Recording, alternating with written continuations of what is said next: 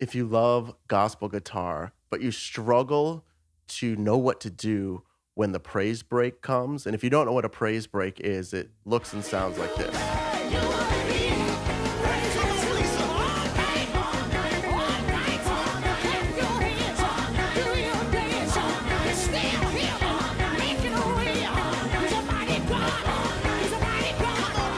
So if you struggle to understand what to do, it's not your fault.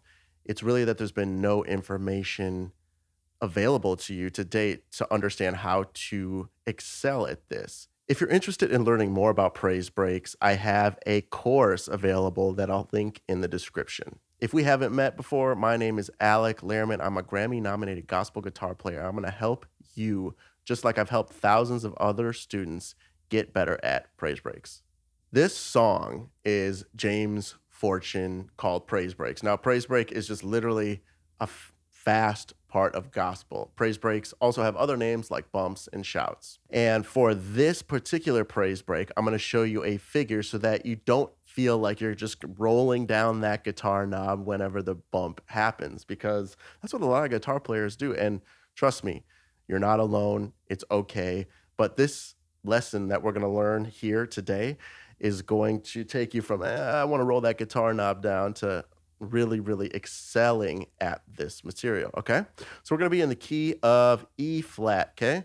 We're going to play this pentatonic scale. That's where everything is derived from, that classic Bach shape. You're just going to find that E flat on the low E string, 11th fret, and play that Bach shape.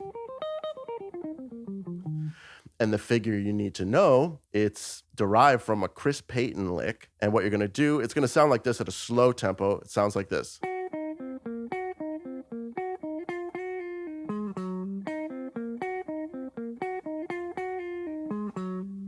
Okay? And it loops and it loops and it loops. Okay, so first let's start right down here.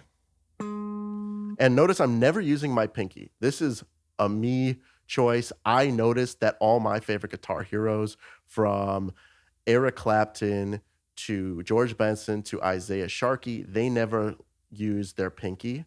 And I realized for the genres that I enjoy, I didn't really need my pinky that much. So on today's lesson, it follows that I'm not using my pinky at all. Okay? That's just a me choice. I noticed also that I had more speed and dexterity when I was only using my more powerful digits. And my pinky was really holding me back and slowing me down. So if you find that you're not unlocking the speed you want, or you feel clumsy in the left hand, try just avoiding using your pinky. Could help. Okay, so here is the lick. It looks and sounds like what we just talked about, and let's break it down. We're going to surround this G note. So we're going to go up, down, and land on it. And this is on the A string. And then we're going to play this E flat, C, B flat, G flat, E flat, C, B flat, and we repeat that. And then we do this F slide to up to F sharp, back down, and we loop it. Okay, so if that seems like a mouthful, don't worry, we'll just repeat it right here. So A flat, G, E flat, C, B flat, F sharp, E flat, C, B flat, F sharp, E flat, F, slide up a half step, back down to E flat.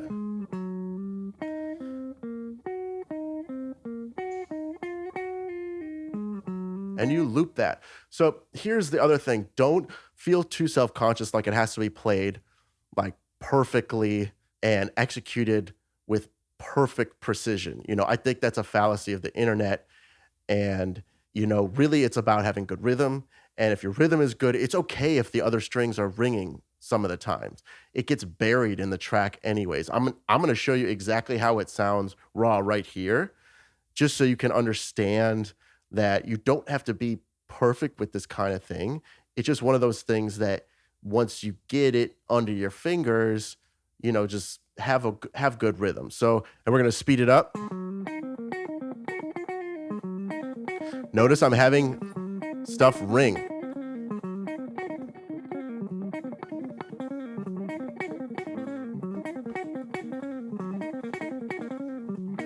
Okay?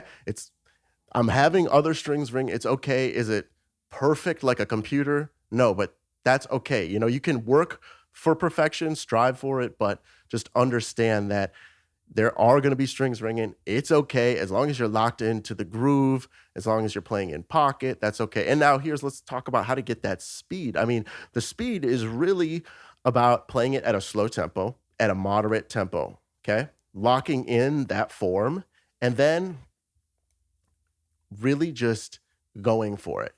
Start to play a praise break at 135 or 140, knowing that in the back of your mind, you're shooting for 155 to 170 BPM.